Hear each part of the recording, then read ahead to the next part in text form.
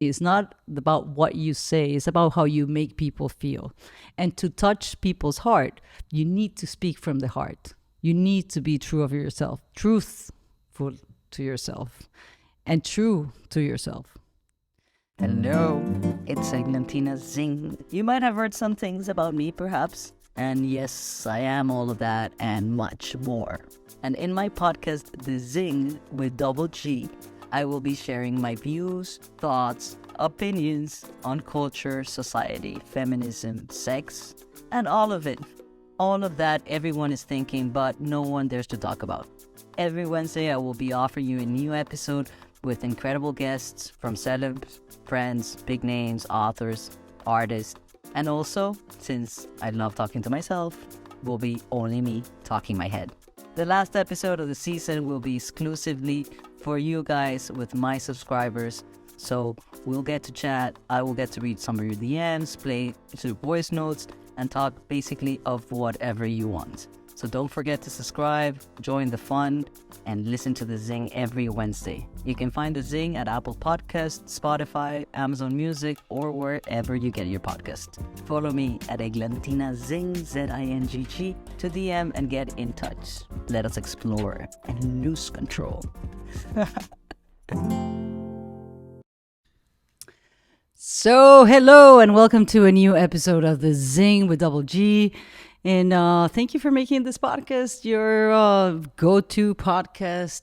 You can listen to The Zing with double G in any of your platforms, Apple Podcasts, Spotify, YouTube, and elsewhere.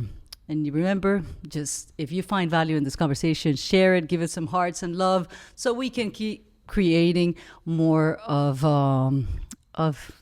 this chats, this one-on-one. So today I just wanted to, there's not going to be, your guest is yours truly. And I wanted to talk directly to all of you and thank you from the bottom of my heart for all your support, for all your comments. And today I wanted to talk to you guys about that idea of the dark side of the superwoman. And I mean the dark side. I'm always super happy and a bulb of light and good energy. And I think, why would you bring your problems to everybody? Because we're all going through something. But after having this month of the International Women's Month and being able to share with some amazing women that I admire and I see as such an inspiration and see the vulnerabilities, the challenges, and that idea of that big standard to be over accomplishing, to be the woman that you're a wonderful sister, the best friend, the best mother, the best wife, the best entrepreneur, the best at your job, the best in your sector.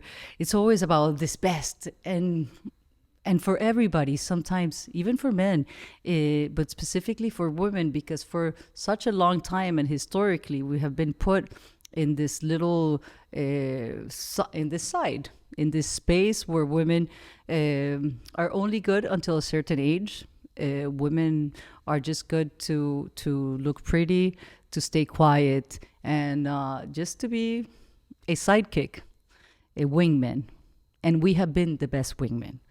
And I know now it's with this revolution, it's super sexy to be called, girl boss and the boss lady and the one who breaks the boundaries. And we have done all that. But I think it also comes and leaves you, and I wanted to explore this conversation with you guys, because I also think it brings us to a point that it is very inspirational, but also it's very isolating. You can end up in a place very lonely where you get to be afraid of ask for help because you're supposed to be the one to go to for everything. And I don't know for you guys if it's has happened that at some point you go like, wow, I can take all this, and then you go to a breakdown, and other things with your health can happen because this image of being Hulk, I don't want to be Hulk. I want to, and it's not about also what we want to be or not want to be, but if we're looking for a hero, I think you have to look at yourself in the mirror and see what you're be conscious and aware of what your potentials are. And as I always say, it's about teamwork. You cannot actually be the one who does everything. You need to have a team. That's why it's the number one recipe to having a good relationship is to have a team, to have either your partner, your kids. It's consideration, it's support, and everybody in the household needs to be able to do something. If you're the CEO of a company, as we were in this panel with the people of Telemundo, and it's the invincible, unstoppable women. And this idea and this image that we've been promoting, as I say, it's very motivational, but at the same time, I think it gets to a standard that is very unrealistic. We were at this panel, and there's she is the president of the U.S. women's soccer team, and Cindy Parlow, who used to be a soccer player, and all of a sudden, just because the president of the U.S. soccer team, women's soccer team, quit, she got to be addressed as the president, the new president. And she was like, well, I don't know how to be a president of anything, but I do know how to lead a team. So she was able to be successful in her field because she surrounded herself with people who were the best. And I think that's the best part that we can do. We can have to take that little cape of superwomen and be able to designate responsibilities and surround ourselves with the best people that can do their job, and you can successfully lead a team. It's also the other part of being so afraid to fail. No, give yourself some permission to fail, because from a bunch of bad ideas is when the good idea comes through. And we're also entangled, surrounded by data and numbers of, usually with a comparison of a successful model, but nobody wants to innovate. So we end up being caught up in a world that wants to make us all equal. The standards of beauty, the standards of success, the standards of what you have to do in your life. And I think the most important thing is to be yourself. I know it's kind of a cliche of like, be you, but it's true. Man, if you're not true to yourself, to your essence, and explore that and give yourself time, a break of all this comparisons and standards of how you have to live your life, you are the captain of your ship. You are the one who's the architect of your house, your home, your dreams, whatever you want to do in your life. And you're not going to be able to do it if you keep staring at your neighbor, or you keep looking for ideas of how to resemble, copy, imitate, be a little bit more like that. And we all, at some point, get involved in that kind of, I wouldn't say it toxic, but that's why I say the dark side, because who doesn't want to have money? Who doesn't want to be amazing? And we also live in this part of like, oh, I'm not there because I was raised this way or born, or my skin color is one way, or it's one color, or my ethnicity is something. So we keep victimizing ourselves. And I think that just, if you take out the idea of a society that does bring a lot of standards, rules, or how to play the game. If you take it out, then okay, we don't have the society rules. Then you have the nature rules. I've been very close to nature. I grew up in the middle of an immense, vast nature, and I've never seen an animal comparing or blaming the other animal because of their situation or because of their anatomy. I've never seen a zebra calling the lioness, oh, what a bitch. She was born with the color of the skin that camouflages on the fields of the savannah, and she has claws and she has big colmillos, and I'm just a zebra with white and black stripes that that can barely run as fast as this animal and have no teeth to bite or eat. And in nature, either there's no poors or rich, there's no pretties or uglies. There either you live, you survive, or you die. And when I say if you're looking for a hero, look at yourself in the mirror. And to be yourself, I think the most important thing is your relationship with yourself. All this season, we've been speaking about relationships, all sorts of relationships, open relationships, relationships of work, relationships of a family, mother and daughters, husbands and wife, sex and love. But the relationship with yourself is the only one who's going to give you that appreciation for yourself. And I'm coming to this point because I have doubted myself many times. And I remember one special occasion that for the first time in my life, and I'm not kidding, because I always have something to say. I will always come up with a question, a curiosity, or an idea, because naturally I'm curious and I'm talkative and accessible, even though sometimes I look like a Ukrainian or whatever because of my red hair. But I love people. I think we are the most amazing creation of this world. If we can only get to know what we're good for.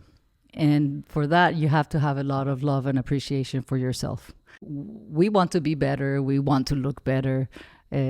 Sometimes we can make it, and I really admire also the person who has the determination and the discipline to become better, not just by going to a surgeon, but become better in learning, to prepare themselves, to exercise, to work harder, to and in your own ways.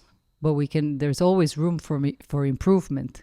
And sometimes I think I speak very folkloric, to say the least. And when you hear all this big words and vocabularies of professors or teachers, and maybe you don't even understand what they're saying, but it just sounds good. And I was invited when I started with the organization with Goleadoras, but to a TED Talk, and a partner of mine created this presentation of how can I explain what my project was about. And that project at that time was very innovative. It was 2010, 2011, and talking about girls playing football as a tool for development and, creating opportunities and inclusiveness. It was not even into fashion. So, and in football, even worse. So it was a very hard topic to actually sell, and since we have not actually proven the project, it was even harder to come up with some results. So I wanted to follow the tracks and the tips of what this very brilliant girl had put up for me, and I just try to memorize words, alcaletre, dude. Wow. Never again in my life. For the first time, I was in front of a stadium full of people. And there was no words. There was no words because I didn't understand anything. Because I didn't give myself the chance to appreciate my own ways of speaking to you. If I speak like this and oye que tú sabes, que chamo and dude and whatever, I will get to a point. I will be able to express what I feel and what I think. And it's not only about the words you use, which later, many years after, a person very amazing human being and very talented and successful and admired by all of you told me, it's not about what you say, it's about how you make people feel. And to touch people's heart, you need to speak from the heart. You need to be true of yourself, truthful to yourself, and true to yourself. And for that, every single day, I hug myself. I look at that hero in the mirror and I appreciate it. I give her a minute to tell you I love you. I love myself. I appreciate myself. You give kisses. It sounds super dumb, but kiss yourself. at one point you'll be, it's an energy. It was just gonna start, uh, you know, it's like a flower blooming. You're just gonna start feeling better, more secure. That's not the only exercise you're gonna do to practice this, but I find it very handy. And men also, it's, give yourself the opportunity to fail. There's nothing wrong with failing. You never lose. You will always be able to learn something, to surround yourself with other people, to be vulnerable, to also, well, that didn't work out, or wasn't that, it wasn't that way, it's this way. So, and maybe that way isn't it too, but never give up. If you're true to your idea, to your intuition, and you're connected with that self, I think you don't need to pretend to be a super boss lady and everybody needs to be intimidated and I walk in and everybody trembles. No, you have to create boundaries, yes. And I don't think you need to be rude to be able to create boundaries. Being kind is always, it's the best policy, and being honest to you, to yourself, to your lifestyle, to your daily. And there's different ways of becoming a whole woman. Not all women have to be married. Not all women. You have so much pressure about the time, the age, the things you need to do, that that I believe, instead of bringing and nurturing that sorority of us working together, it makes us compete in a way that that leaves us apart and breaks us apart, and we can never make a coalition, and there's never going to be a true revolution or any kind of real advance. It's just like like if it was an advertisement, if it was a campaign that for a moment is going to be into fashion, and 2 years from now we're going to be speaking about something else, and no real or true advancements into creating and building, not destroying, but building the bridges. We're not platforms to use each other, to jump on top of each other. We should be able to create bridges by holding one's hands and not leaving anybody behind. And that's only done with love. So, the stories of Cindy Parlow at that panel with Telemundo was so powerful, in a way that she said, listen, you're all looking at me now. It's like, oh, the 99er, which were the women, the first team of the U.S. women's soccer team that went to the Olympics. And, you know, they killed it on and off the field. And they started creating that that reference of how women can also be powerful in sports, and they can be great, and they can be athletes, and they can be successful, and they can become winners. Ultimately, there's always, we want to win or achieve that recognition, but that best recognition also comes from you. But it is very satisfying to have a place in the world where you're recognized, where you're admired. But her words actually says, don't be fooled just because I have achieved all this, that I sit right in front of you guys and I have no fear, that I know everything and that I have the solution and the recipe for everything. No, I have the same fears and I have the same just than all of you. And standing in front of you is actually quite intimidating. That's her words. But I've been put in this position so many times that I already know how to manage those emotions.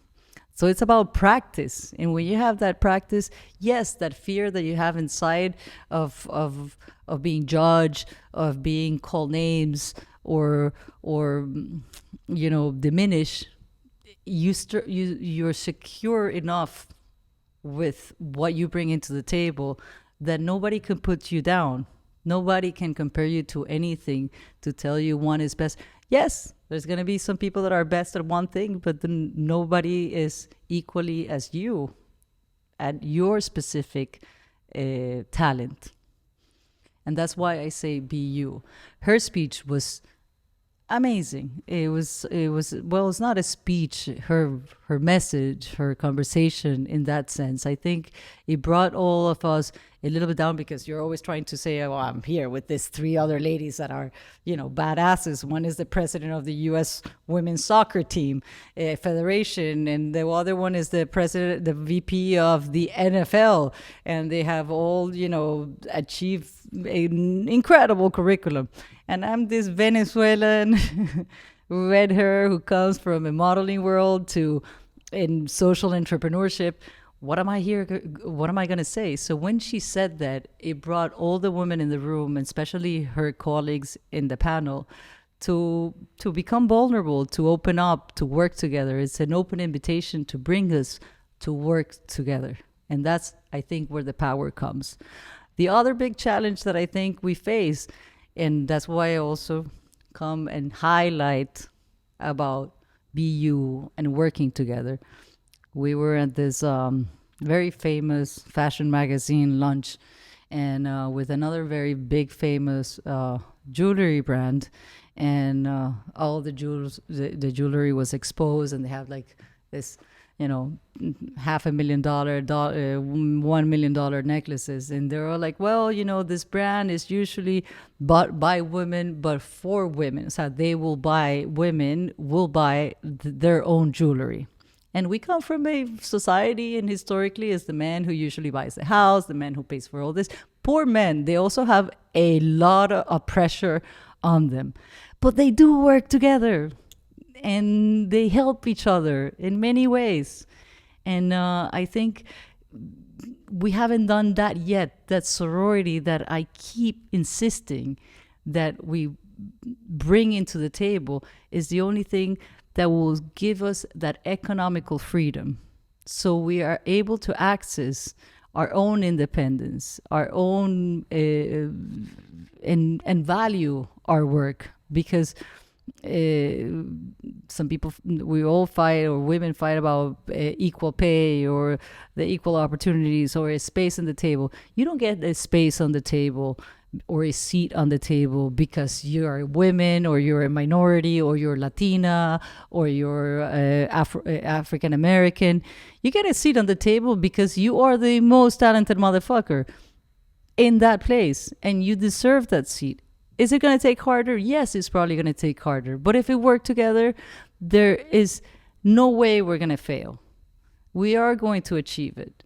And for you not to believe that you can buy a necklace of $1 million, of $500,000, then, man, your mindset is fucked up.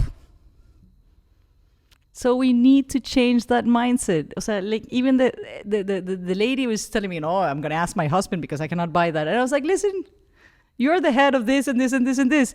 If you do not believe it, you will never achieve it. And so you're promoting all this women empowerment, but I'm never going to be able to have the freedom to buy myself a necklace, a boat, a plane, a house, a dress. We're always going to be like a cucaracha coja. That means, that was a song in Spanish, la cucaracha, bueno, whatever, the cockroach or just jumping in one leg, I mean. So after all this month of women empowerment, and after all these years that I've been working with giving the girls these tools of working together, of discipline, of teamwork, of resilience, the three things that I have concluded, or that I think are the most important, is to do the exercise to be you. Love yourself, appreciate, see what is consciously your talent. In a world that is putting filters in everything, you don't need to look like everybody else. You don't need to be young to be able to succeed. You don't need to get married. You don't need to have kids. If you want to, you can. But design your life without the fear of not being able to have a life, or not being able to be safe. You are safe. The world is a safe space for all of us.